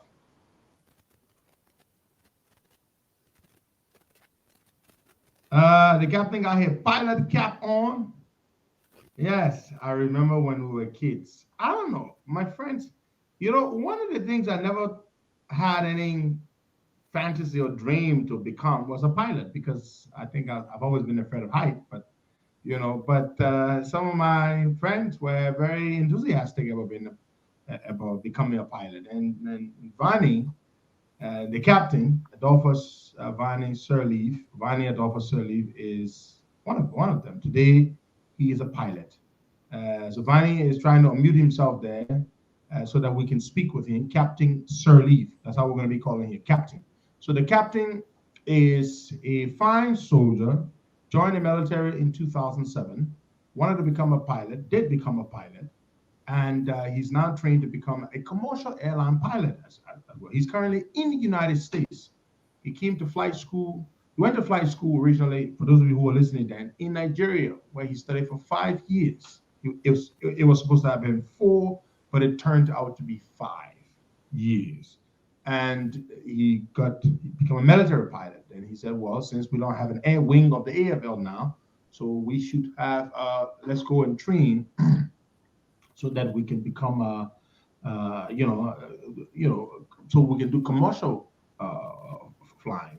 And he went and did that. He came to the United States, took a loan from one of these local banks, paid his tuition, got him made it into an aviation school, flight school down in Miami, Florida. Studied there, got his license from the FAA, the Federal Aviation Administration. So he is a trained military pilot, licensed, and a trained civil commercial airline pilot. Yes.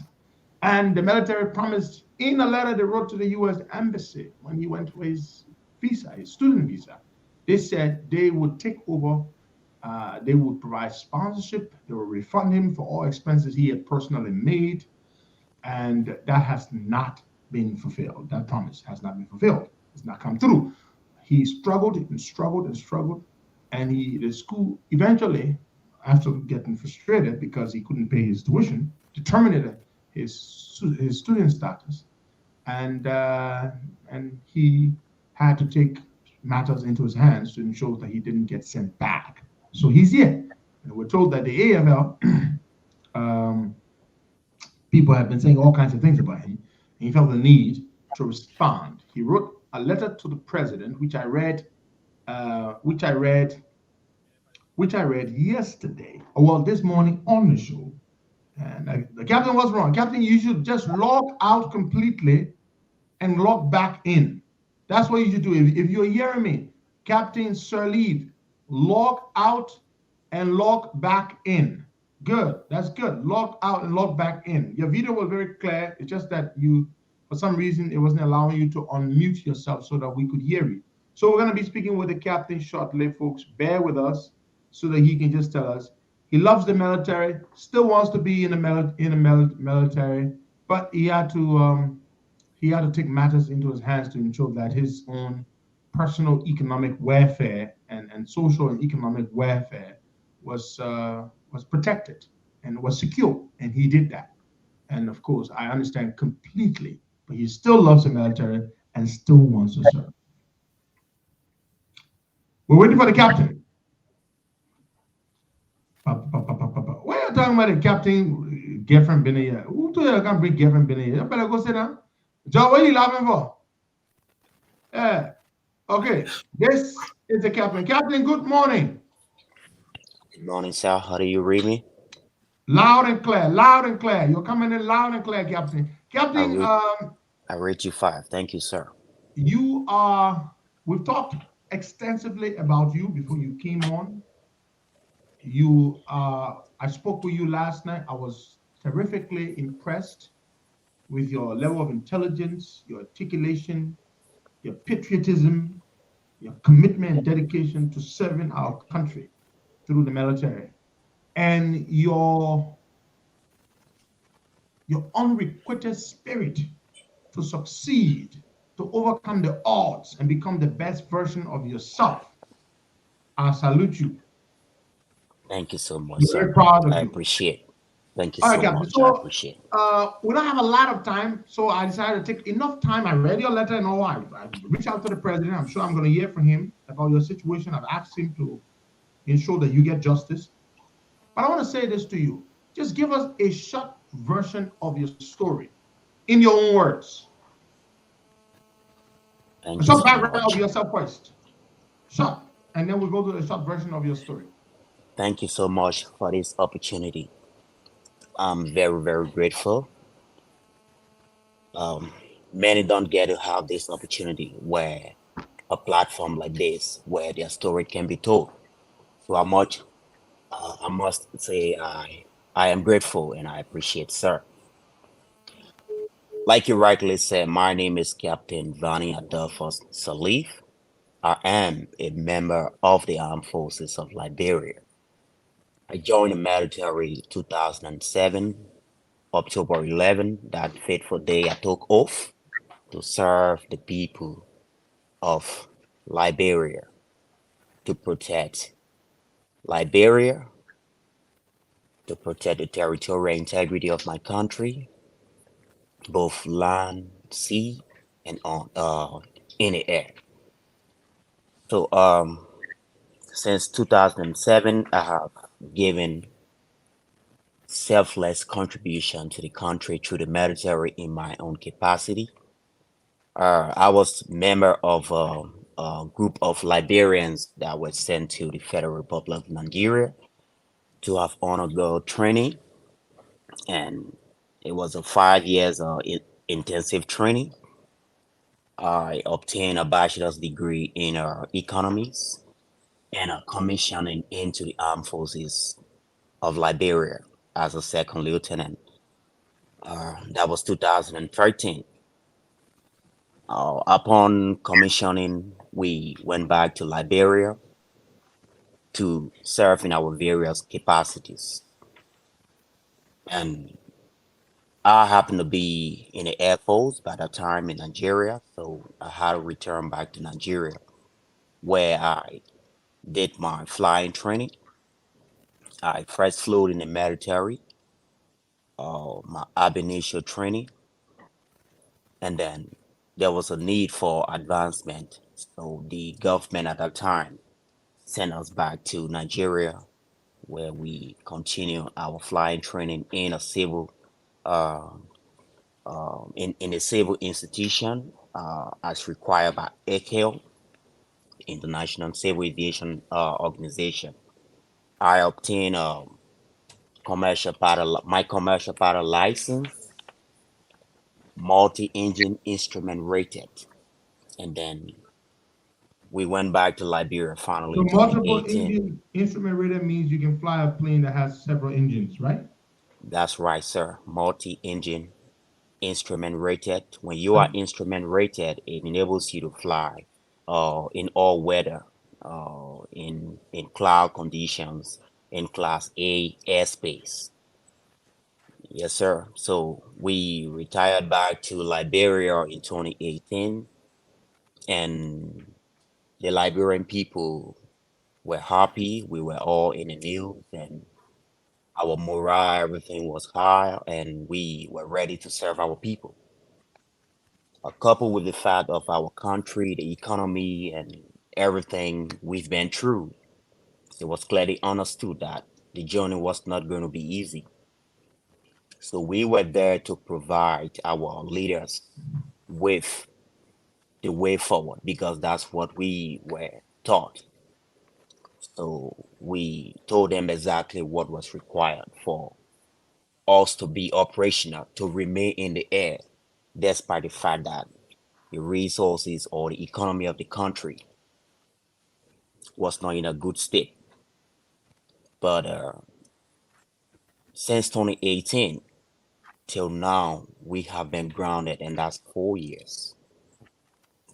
4 years have had an adverse effect on our career. As pilots, we were not meant to be on the ground, and it has done more harm to us than good and to the Liberian people. And age is of importance. Sooner or later, if nothing is done at all, we would not be able to boast of what we have learned or give back to the Liberian people, the taxpayers' money, the money from the Federal Republic of Nigeria. Everything was done through bilateral agreement. It's not a good thing. So we spoke to the leadership. We spoke to the leadership because the military, everything is about chain of command. You cannot breach the chain of command. You cannot breach the protocol. So we were patient, disciplined, and we channel everything through the administration, through our chain of command. But unfortunately, nothing yielded result. So I had to think out of the box until I sourced for training for myself. I took a loan,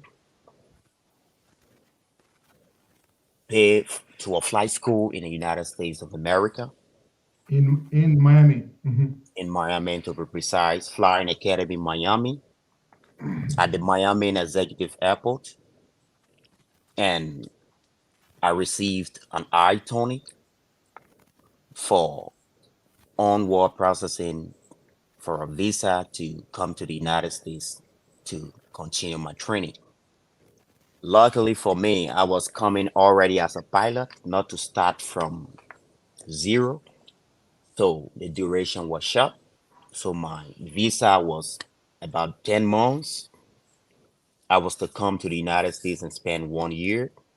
And an I-20 for such program I was coming on, an M1 visa is usually a year, but it's extendable for a 3 years period, assuming you still have something to do or your training is not completed. So everything went well, and I presented it to the Armed Forces of Liberia. Through the leadership, they were welcoming at first,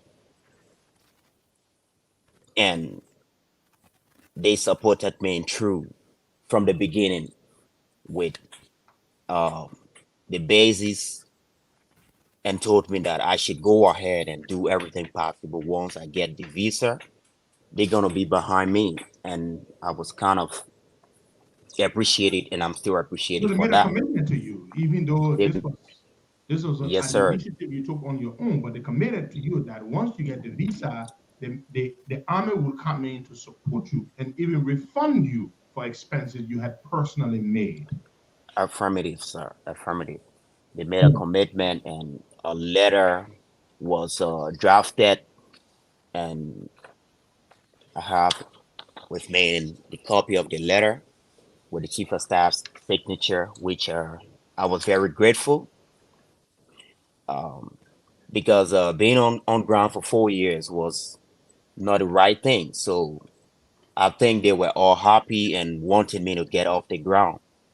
And as I'm speaking to you, the second pilot is still grounded, and that has been something that it's kind of like been linked to me.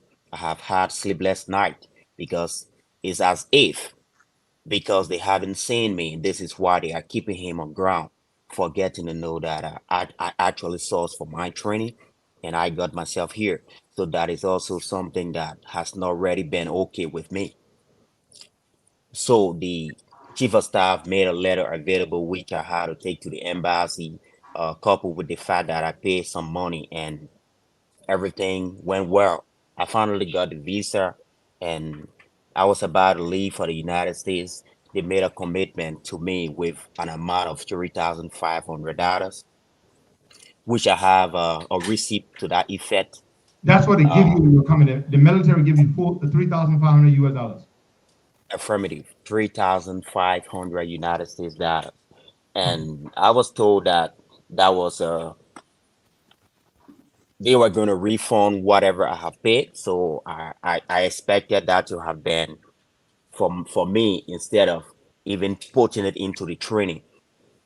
So I still use that 3,500 when I got to Miami to pay for an accommodation. I was told to pay for 6 months accommodation in the school. I did not have up to 6 months. 3,500 was the only money on me. So I paid for 2 months, November and December. And then I began my training the next day. I spent all the money that was given me on everything to set up in school. I mean, everything. I had to pay examiner. I came with all my documents. This is my commercial pilot license from Nigeria, which is like a passport. This license was to be evaluated by an FAA examiner called a DPE, Designated Pilot Examiner. The DPE examined this, and I pay her 350 United States dollars as her fees from that money. I pay for books. I pay for my TSA security threat assessment. I pay for my fingerprint and everything because the United States government needed to know whether I am a threat to national security. Since the issue of September 11, Oh yeah, nobody things have been comes to different because America. all those pilots all the guys that did the 9/11 attack, they all went to pilot school in Yes, Miami. sir. They all came to pilot school in Miami and came with so much money in their accounts and went to flight school. So the government, since then, measures are put in place that when Yeah. you come here, a fingerprint is done and they they do background check to know what you are threat and which country you are from, what have been your various engagements around the world and all that. So I was cleared through TSA and it's valid for a year. After a year again, if you had to continue flying training, they will still do another assessment for you. Fast forward, I began my training and it was hell for me, sir. I must admit, it was hell. Leaving my home in Miami to the flight school every day. I lived away from the Miami Executive Airport. I was about 45 minutes. That's the closest I could get because accommodations were an hour or more in those luxurious areas. So I had to get somewhere that I can afford. And the least I could afford was 750 United States dollars per Yeah, month. monthly rent. So 45 minutes away from my flight school to my accommodation every day. I had to get an Uber. It was not easy. And I fed myself and it was hell for me. Fast forward, I was determined. And as God could have it, I have my father who is a citizen. He's currently in the United States here with me. So I have my sisters and I have friends. So they were all supportive. They sent me money, which I was able to continue managing, and I spent 8 months in Miami. The 8 months was hell. So late December, I started to communicate with the armed forces again to furnish them with information about my training, the money they gave me, and instead how I have added it already to my training. So it was like they have not even paid me back what the commitment was. So I told them, and it was an issue back and forth, no replies, no replies. January came and went, nobody replied me, nobody sent me money. Late February, nobody sent me money. End of February, thereabout, if I And can you kept remember. reaching out to the leaders within the armed forces to try to get some Yes, money, sir. get some money. The armed forces of Liberia. I communicated with them. I reached out, and the issue was nobody reached out to me to send money until finally end of February I received $5,000 deposit to my account. My EcoBank salary account was credited with $5,000. I withdrew that money. By then I have already paid accommodation because I only paid for 2 months. The landlord asked me out from my former apartment from my former apartment to another one. I had to find another one again in the same vicinity, and then I paid for January and February. When the morning came, I had to top up again, pay for another 2 more months added to whatever I paid for. I paid for 3 months initially. For the new year, a new landlord was able to again listen to my story. He requested 6 months. I said, "Sir, please, I don't have 6 months. I'll give you 3 months." And then when the 5,000 came, I took 2 months salary. I top up again, and then I used the remaining top up into my school's account, and I have transfer effects to that. That's how I did from March, April, May. I reached out to the school, and in fact, before reaching out to them, April, that was when the communication from the armed forces came to me that they needed a training report, and I was like, okay, if you need training report, it's no problem. I thought it was a normal thing because when I was in Nigeria in flight school, nobody requested for training report until the training was done and they saw license and everything and report in that way. But it's not like in a military school. I don't know how it's done with those of them that came on military training in the United States. Uh, Even in the Nigerian Defense Academy, where I spent 5 years, training report was not sent quarterly or annually, no. But at the end of the day, we were successful and they welcome us back as officers and professionals. So the armed forces reached out to me through one of the uh, Major Quayon of the armed forces of Liberia, reached out to me and said he wanted a training report. So I was like, okay, sir, where do you want it, here or through WhatsApp? He was like, I thought he just wanted a rundown of everything. So he said, send me a training report through mail. I said, okay. When I finished him, he read everything. He said this is not what he wanted. Me tell him what how I have completed this, that, and what have you. He said, my friend, I want the school to send me a training report. And I But was like, do sir, do the schools do that? Do they send reports to for every student? negative, sir. Negative, sir. This is a professional flight school. This is not a school where like a university that they're gonna outline your grade point and then like the way it's done in a transcript or something. Yeah, No. this is not a But regular school. This is a flight this school. It's different. yes, sir. Yes, sir. But the armed forces, Liberia, the officials that were communicating with me failed to realize that perhaps whatever they were thinking, it could have been differently done. They never gave me the chance to. And all they did was to think that probably I'm trying to fake them or trying to make up stories. And what surprised me is that I have a colleague, the second pilot, who he's still in Liberia. He was there to have explained to them. He did his best. He told them, but still they could not believe. They kept saying they wanted a training report. So going further, I decided to, okay, I think there's an option.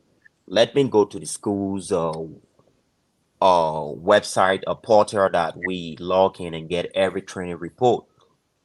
I did that, but the best And you I sent could it to do them? either is, yes, sir, I sent it to them through the through my phone. I screenshotted everything page by page based on the record, and they said they could not honor that. You see here is something like this, Hmm. and you see Foreign So what do they Academy want exactly? I mean, what they wanted and the school could not do? everything. I don't know. Everything in green here shows that this is Foreign Academy. Uh, so progress of the student and everything. And at the end of the day, it was summarized also. Um, it was summarized in days. You will find out that percentage was been completed, the student is active and things like this. It Hmm. was sent. And as a Hmm. pilot, the next thing we have what we call we have a logbook, a pilot's logbook. From my logbook, my flight activities, everything highlights my report. So as a pilot, Okay. So, as Captain, I'm going to hold you right there. Our time is up, but yes, we're going to stretch it a little bit for a few more minutes. But our time is up, so I'm going to ask you. I'm going to ask you certain specific questions. At what time did they discontinue support to you? Just tell us that, uh and then I have another question for you. they stopped sending support after the 5,000 I received, totaling 3,500 in installment. That was in end of February to March, and I spent 8 months in the school. Support did not come again. Replies to my communications did not come. A letter from the school. We served as a report also. Uh, I said, okay, let me reach out to my flight school and get this letter outlining my standpoint, Your progress and in I will the quickly, school. So the yes, school wrote them. The this school wrote them a the letter. school wrote on behalf of Foreign Academy, is school approved by FAA. It is our pleasure to inform you that you have been enrolled since November 2021 in Part 141 program flight training to pursue your RFRL, CPL, and multi-engine landing ratings, which take place in our Miami base located at Miami Executive Airport. The duration of the program is 10 months. You'll receive ground training in you will receive ground training and practical flight license. The estimated fee of the program is approximately 9,000. At that time, it was 9,000. This is the same letter that came from the inception of my training. It said So 26,000. you receive a Now total it's of how much money 9,000. from how much money did you receive from the government? A total how much? A total of $8,500 Eight was thousand five received. hundred dollars. Fine. So Yes, at what point that did it discontinue? Was your salary still running? my salary was still running. My salary, matter of fact, is still running. And On what I don't happened? know what's going to happen this month. So What yeah, happened? How? Mhm. so I listened yesterday to the spokesman of the Armed Forces of Liberia Ministry and Ministry of National Defense saying that I refuse to furnish them with a report. So if all this happened and as an institution that is in charge of discipline and not all that, why was I not called to attention, or why was my salary still current till now until I have to go to the media before you can come out and say XYZ? So my salary is still running. Nobody reached out to me with any disciplinary action that, oh, you refuse to do XYZ. And since then, my visa got expired August 31st. Nobody still reached out to me. I reached out to them about a renewal, about a November, that I needed not to go through the same stress I went through to get a visa like an ordinary civilian. Nobody facilitated uh, my visa process unless the letter of approval, which I took to the embassy. So I asked that, since you people have been quiet and not able to send me money for the completion of my training and subsequent training, I request that a note verbal be done, be facilitated, so I can come back to Liberia with at least 1 month on my visa and be able to just get an automatic renewal and proceed back to the United States And for my what training. did they say? Nobody replied to me. Nobody replied to me. Worst of all, until the school terminated my status in July, to be precise, on July 18, 2022. And the school wrote them this letter in June. So after that, the school was like, it was enough, and the school could not accommodate me any longer. It was too much, and then they asked me to leave. So the school wrote them a letter, and the school acknowledged and informed them that you are a student and you are still a student, right? That's correct, sir. That's When did correct. the school write them And that letter? the school wrote them the letter in June, and they requested, that was the same period they've been requesting reports. The report I sent them, they could not honor that it was kind of like screenshots from my phone, but it is still through the same screenshots of communications that I've been talking to you. All the mails I sent you that you sent me 5,000 was through my phone, emails, and what have you. And needed proof to see what I have paid and how I pay my tuition, and how I pay my accommodation. I sent them screenshot of a Zelle transaction into my Okay. phone, and even a WhatsApp chat. All right, good. They The last they question I have for you they before we honor go, that. because as I said, our time is Yes, sir. up. And I will take this issue up again. I will let you know what the president says. I've already reached out to him. Yes, sir.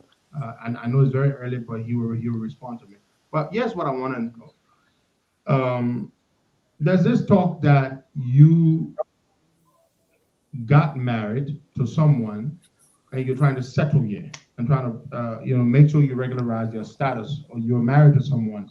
And I didn't even realize that a lot of people are talking about how you and your girlfriend, but that's your personal business. But let's talk about that. Is it true that you got married here and you're trying to regularize your status? Matter of fact, my personal issue, since because the spokesman of the armed forces mentioned that, I'm going to talk about that quickly. As And a captain in the armed that's your forces of private life. Nobody should bring that up. I mean, we're yeah, talking but I would like to here. speak on that. I would like to speak on that for some clarity, because I'm a captain in the armed forces of Liberia, and I'm no longer a cadet. Because this is how we are still being viewed by the leadership, and for that reason, they try to hold us to some, uh, you know, standard for that. I'm a captain in the armed forces of Liberia. I am at liberty to have a relationship, to get married, or to do whatever. Of course, Many there's nothing that officers in the stops you armed from forces doing of it. Is Liberia, that is officers, there anything in your code of conduct or the UCMJ no sir, prohibits no you from sir, getting married? no sir, no sir. Whether I'm married to a foreigner, I'm married to a Liberian. Matter of fact, But your officers in chief the of armed staff is forces. married to a Swedish woman, and he has a Swedish passport. Your chief of staff. I'm not saying you're saying it. I'm saying it. You Yes, don't have to sir. say I anything. will not. I will not even talk about his personal life. No. But I'm when just I saying that. came No, to the but United States, and there's nothing wrong with that. So what I'm saying is okay, that sir. there's nothing wrong with the chief of staff being married to a Swedish woman. Absolutely nothing wrong. And so, to my knowledge, equally so, there's nothing wrong with you, Captain Vani Adolphus Sirleaf, being married to an American citizen. Absolutely nothing wrong. I met my And it's wife in nobody's business. February. And matter of fact, as a pilot, if you don't need distraction, what you do, you get yourself into a comfortable lead. So I did the best I could do to myself because as a pilot, I needed to fly with a clear mind and focus. So Yeah. I got in a You need relationship, that which is stability. You best got in for a me, relationship. You fell in and love. I engaged my wife in in February. The military leadership did not reach out to me to question me on anything. Everything was going well. So even if they had issue, they would have like, oh, officer, what is the issue? I would have explained to them. I did not get married through the course of everything because my focus was the school. Mm-hmm. My focus was the school until it got to a point it was clear when nobody reached out to me, the records are there. And I will openly say it here. When nobody reached out to me, nobody said anything about my training and everything. My wife was never telling me, oh, get married to me for whatever reason. So I kept that professional focus on my training. I got terminated. My visa got expired. And then I saw the need to get married and focus on my family. You don't have to say So anything which I further. did. You owe So nobody. I got married. You owe nobody. Let me say this to you, Captain. You do not owe anybody any explanation for your decision. Oh, I think we lost the captain there. You do not I'm owe here, sir. anybody. I'm here. Yes, sir. You do not owe anybody any explanation for your And decision. I just want to lastly say, getting married does not even stop me from serving the Liberian people. No. Whether I get married today, whether I get married tomorrow, whether I put in paperwork to have me stay here, I can come to Liberia. There are so many means the professionals would know. I can so many measures. I can come to Liberia. Even today, you want me to come to Liberia to carry out my constitutional responsibility, I would come to Liberia. So why is somebody telling me I got married, I did this and that? There is nothing stipulated in the Constitution of the Armed Forces of Liberia that says that an officer should not come on training and get married or foreign relationship. No, Yeah. I'm still accountable to the Liberian government, and I still want to serve my country. I want to serve the armed forces. Captain, you've said enough regarding that issue. Congratulations to you. Your romantic issues or your domestic issues, as far as matters of the heart are concerned, they are nobody's business, and there's no law against it. And so I wish you the best in your relationship, and I wish you the best in your career. I will let Thank you you, know sir. when I hear from the president regarding your situation, which I've brought Thank to you, his sir. attention. I will let you know what he says. So I wish you all the best. Let's keep in touch. I'm sure I will hear from the president soon, and I will let you know what he says. Thank you very so much, much, Captain. sir. You It's have a a good pleasure. day. Thank You you, have sir. a good day It's a now. pleasure. Thank All you, right, sir. there you go. Captain Vani Adolphus Sirleaf, a trained pilot in the Liberian military. So that a man business. Somebody like Repo, you can mind your business. You can ask a man, oh, you leave the other woman, you know, you have to bring all kind of thing in the team. I just see already, you're not playing anything now. I don't even know that one you're talking about here. Eh? Why the man got married, the man leave the other woman. That you business, the man leave woman, the man get married to different woman. That you business?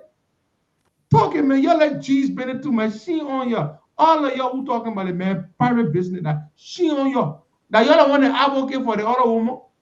Yeah, man. They man got married. So what? Huh? They say monkey jump from tree to tree. Monkey gotta be in one tree, so you jump to the other tree. You see the monkey will be. Monkey jump from tree to tree. The man jump from one woman to another woman. That you business? A woman can jump from one man to another man.